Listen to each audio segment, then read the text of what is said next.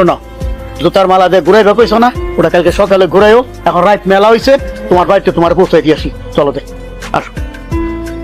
আব্বা, जिंदगी एक प्यास बनकर रह गई, কি হয়ে গেল?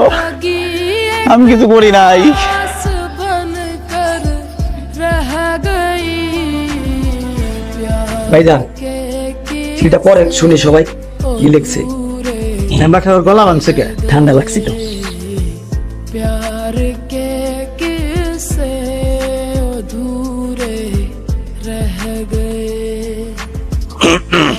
वफा আমি জান্নাতুল স্নিগ্ধা, পিতা আনোয়ার হোসেন। এই মর্মে আমার দাবি উপস্থিত করিতেছি যে আমি আশিককে ভালোবাসি।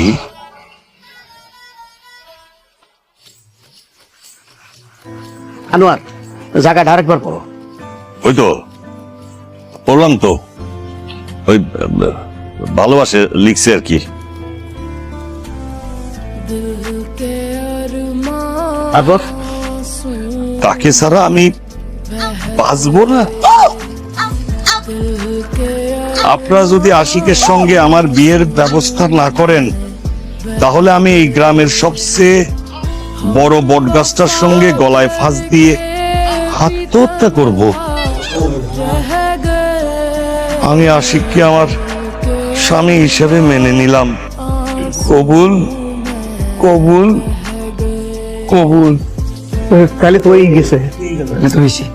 বিনীতা জান্নাতুল স্নিগ্ধা। এসব কি আজে বাজে কথা লেখা? বাবা বিশ্বাস করো, আমি সব কিছুই জানি না। কিন্তু এই লেখার নিচে তো তোর সিগনেচার দেখা যাইতেছে। বাবা, আমার মনে হচ্ছে কি আমার এগেইনস্ট একটা কনফিডেন্সে হচ্ছে। আমি তো একটা সাদা কাগজে সাইন করেছিলাম। আনোয়ার, ইংরেজি বাংলা মিলিয়ে তোমার মেয়ে কি কইতেছে আমি কিছু বুঝতেছি না। তো যা হবার হয়ে গেছে। মানে মিগদা মা যা চায় এটা কিন্তু আমার বোঝা সারা। আমার ছেলে রাজি আছে কিনা আছে জানি না, তাই আমার কোনো আপত্তি নেই। আপত্তি নেই মানে কি? আপনার ছেলের মধ্যে পছন্দ করার মতো কিছু আছে? আমি ওকে কেন পছন্দ করব? একটা গাইয়া ভূত। এই মেয়ে, ওই মুখ সামলায় কথা কবি। রাত বিরাতে আমার বাড়িতে স্যার এখন নাটক করতেছস না? চাচা চাচির মানবো না, সবার সামনে থাপলামো কিন্তু। আমি তোকে পুলিশে দিব। যা পারস কইরা লইস। আর চাচা, আপনার একটা কথা কই, নিজের মাইয়ারে এখনই সামলান, নাইলে তেমন ভবিষ্যতে আপনার মুখ চোখ কালা করে লাইছে। কোন জায়গায় দিয়ে কি অঘটন ঘটাইবো, তারপর তেমন কান্দাকাটি করে কুল কিনারা পাইতাছে না। আব্বা ল জায়গা। আসসালামু আলাইকুম মেম্বার সাহেব।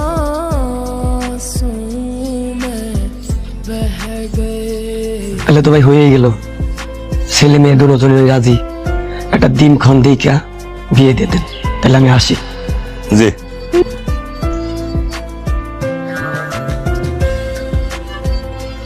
বাবা, ওরা আমাদেরকে তোমার সামনে দাঁড়িয়ে এরকম ভাবে অপমান করলে তুমি কিচ্ছু বলতে পারলে না। তোমাদের না কিচ্ছু হবে না। মামা চলো। তুই তুই হচ্ছিস না, তুই নষ্টের গোড়া।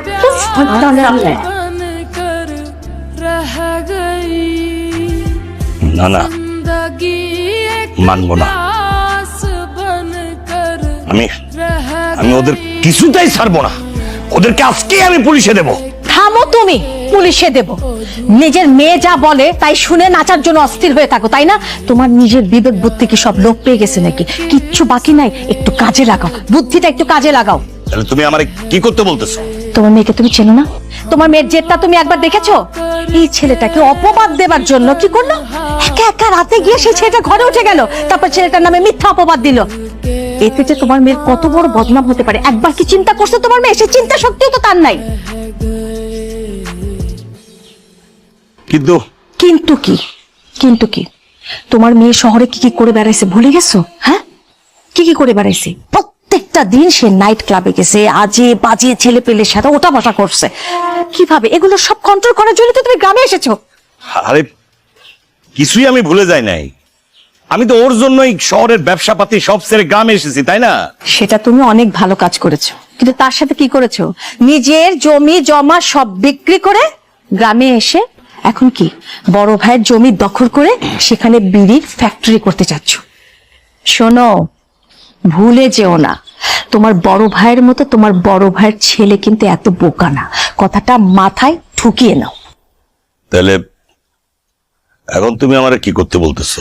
তুমি এখন যেটা করবা সব ঝামেলা তুমি মিটে ফেলবা, তারপরে তোমার বড় ভাইয়ের সাথে কথা বলে আমার স্নিগ্ধার সাথে তার ছেলেকে বিয়েতে রাজি করাতে পারো কি না এটা ব্যবস্থা করো। কারণ ছেলেটা কিন্তু মন্দ না, আমার ভালো লেগেছে। কিন্তু স্নিগ্ধা কি রাজি হবে? সেটা আমরা ভেবে চিন্তে পরে ঠিক করে নেবো, ম্যানেজ করে নেবো। তুমি আগে তোমার ভাইয়ের সাথে কথা বলো না, দেখো না তোমার ভাইয়ের ছেলে রাজি হয় কিনা, সেই ব্যবস্থাটা করো। এটা আমাদের সবার জন্য, স্নিগ্ধার জন্য খুব ভালো হবে। ঠিক আছে, তাইলে আমি বড় ভাইয়ের সঙ্গে দেখা করি।